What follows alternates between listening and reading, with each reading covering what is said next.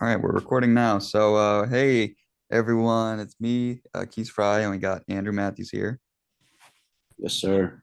and we got There we Tank go. Spelta. All right, Yep. fix that. We got Tank Spelta as a guest. They're great podcasts, Yeah, yeah, and we're talking about the film Game Night. Mm-hmm. Game Night, man. Great It's a movie. great, Great movie. it's a great Great movie. Great movie all around. Directed by, I believe, John Francis Daly and Jonathan Goldstein, Yep. Mm-hmm. Yep. starring Jason Bateman and Rachel McAdams, Yep. and Yeah. a lot of other popular other actors. Yes. So, Great game. we're talking about it in comparison with Shakespeare and other Shakespearean ideas and Yep. Yep. things like that. And we have a bunch of questions, and so let's get into it. Andrew, would you give us our first All one? right. So, first question we're going to hit is what is the line between comedy and tragedy? And if you were directing this play, how would you like shift this film to make it like a tragedy type film? I suppose. It's Oh, you go first, Dick. okay. Yeah. It's clearly already a comedy through the way that it's presented, with how the humor is and everything, and they make fun of a murder mystery and stuff like that, even though it's all real. But Yeah, to turn into a tragedy, it would have to be a lot more like something serious is on the line, because nothing really serious is on the line. I mean, yeah, Brooks kind of was like they weren't really gonna ever kill him because it never looked like they were going to. Even though yeah, they said they would, they never really like there was no like threats or anything like that major that anything went forward with it. So to make it more of a tragedy, they would either have like really severely injured Brooks, like cut off a finger or a toe or something, or like made it more dramatic and like more like high stakes to make it more tragic than less than a comedy. Is yeah. in my opinion. Yeah, that makes sense. If I were to make it a tragedy personally, I think I'd just focus on like the miscommunication between Brooks and Jason Bateman's character, because like throughout the film, like that's kind of a big thing, and that's also a big thing in Shakespeare is how like characters don't always communicate how exactly they like what their job is. Well, not necessarily that in Shakespeare, but like they just don't communicate well, and that normally leads to people's demise. Like that happened in Othello, that happened in Romeo and Juliet. It's just how Shakespeare. It's a big aspect of Shakespeare. Yes, I agree with Yeah, that. I'd say I think all what you guys said was good. And I also would like to add, like, for me, whenever I hear tragedy, I think about like the ending. Like like the Yeah, ending of the film always has to like the main characters always have to have like a sad ending. Like in Othello, like all yeah. the Like like pretty much everybody three, dies. yeah, they all die. Like, and they don't have to die really for like in game night for it to be a tragedy. You could make it like more of a modern tragedy, and like, you know, That something maybe severely is lost from this Like whole they could thing. like like Something severely happens. like maybe the yeah idea that maybe Jason Bateman and Rachel McAdams characters just get a divorce at the end because she's or like, they like never or they like never have the kid that they want or something like that. Like yeah, something sad and messed up. Something physically goes wrong. Yeah. Yeah, yeah. yeah. All right. Is that it for everyone, or we want to go into the next question? I think we can. Next question. Yeah. All right. All right. This one is pretty obvious, I'd say, for the film as a whole, but consider illusions in reality. Illusions in reality. That's a good one. Really good one right there. Yeah. The very obvious illusion is the entire game night of as a whole. Like in the movie, it's portrayed that the game night's supposed to be like fake and not actually a real game, but it actually turns out to be this big conspiracy, or not conspiracy, but like a big scam, basically. That It's a scam for multiple people, yeah, multiple different sides of people all had something to kind of gain from this. Brooks Mhm. gained the most, but everybody had like different reasons for making the murder mystery. They all had different I feel like we should have. like I feel like we should have definitely given like a plot synopsis on how this movie works for people watching. maybe. Yeah. That's fine. All But right. I mean, it's not a hard movie to understand Yeah, as a fake murder it'll take like mystery. 5 seconds. We'll just say it's about a married couple and they're unable to have a baby. So they believe the idea of them being able to have a It's not. That's not the premise. The Do we premise have is to, bro? stress. Do we have The to? Do premise we is have to write all stressed. this now? He's stressed, and they go. They have friends, and they do a game night every night. And one of their friends, they that's got the plot. They're divorced, trying to have a and they baby. stopped inviting him. And then eventually, he kind of like, and then their brother was so rich. His Brother's brother's just so like rich kind that of he's a so bored. douche, and He's they're no, not he's so rich that he's bored. So as a he game. made a fake thing, and then he got kidnapped by real people, which turned to be fake.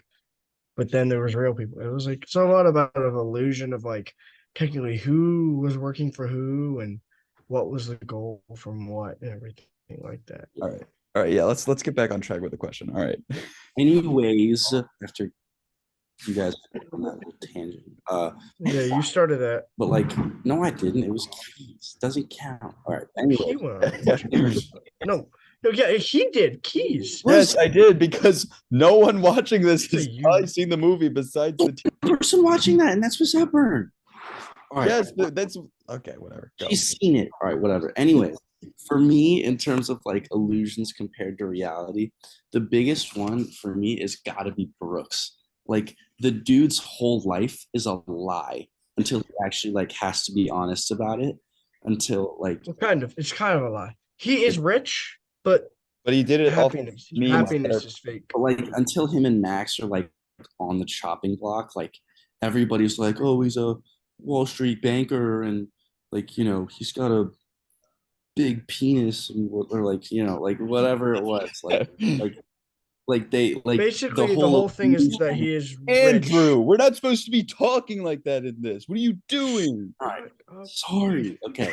But like, you know, Okay. like the reality is they were like, you know, he is giving this illusion that he is a Wall Street banker. He's immensely successful. He has everything that anybody could ever want. And he buys his little brother's dream car to rub it in his face.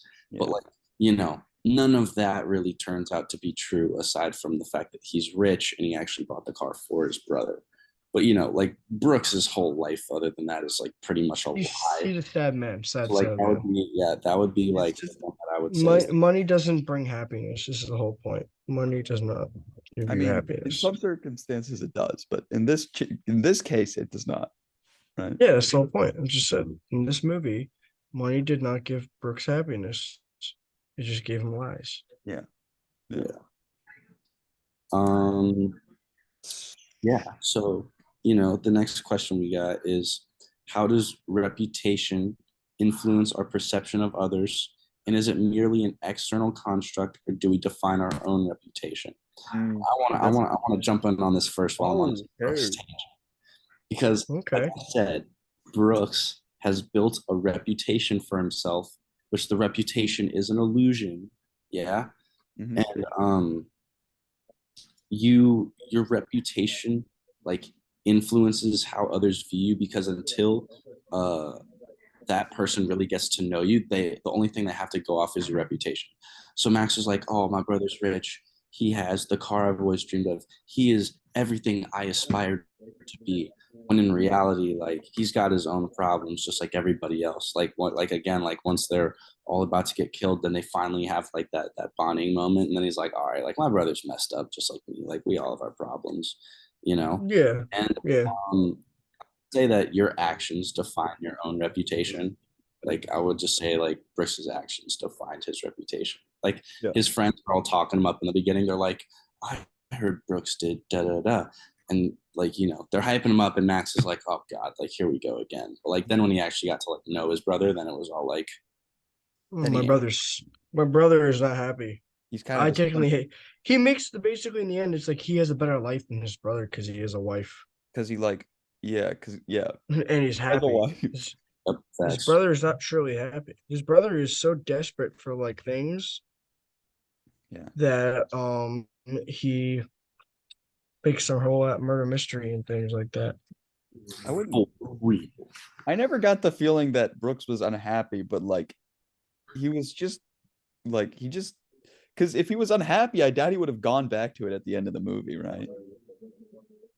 Yeah, Yeah, I just say that like he wasn't. Eventually, in his opinion, money trumps happiness, basically. Yeah, in his 'Cause he just opinion, does money. everything for money. Yes, sure. Yeah. I Okay. feel like Like money, he man made like probably I would say around like $3.5 million Right. from like just from selling all those FBI informants. $3 million for the list after tipping them off for 20 grand each person. Like it's a lot. Yeah. Yeah. So is I guess I should comment on this. It's about I don't know. I wait, can we repeat the question? I got completely lost. yeah, how does reputation influence Yeah, yeah, market, okay, okay. etc.? Yeah, I don't really know like what else to add. Like Brooks is obviously the very much the outlier. His reputation is very positive, but then we turns out that he does some really shady stuff and he stole an egg and he sold it for a lot of money and now people are gunning for him because they need the egg. And it's like, yeah, No, they didn't want the egg. They wanted they the wanted host the thing inside in the the egg. egg. They wanted the The egg was like it was fake.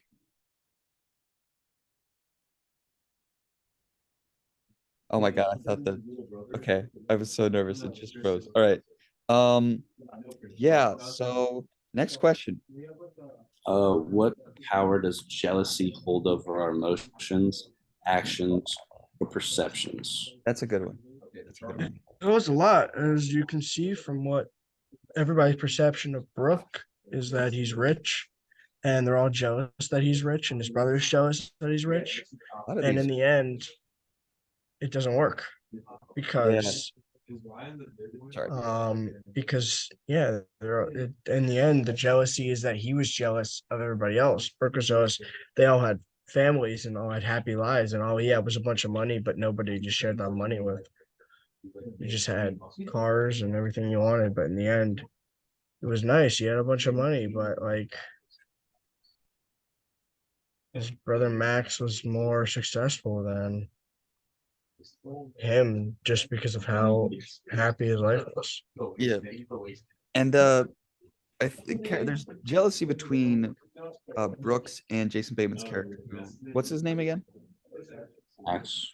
Max. Max, Yeah. Okay, yeah, his name's Max, and then Rachel McAdams is Annie. Yeah, it was mostly jealousy because Max was jealous of Brooks' life because he was so rich and successful and everyone liked him. And that's why he was nervous about having the kid in the movie is because he didn't want to forego the life of cool, fun life like Brooks's for a life of mundanity, like being so boring and lame. I mean, yeah, I get it. I also feel like in terms of like jealousy, like I think it just like leads to comparisons, especially for Max.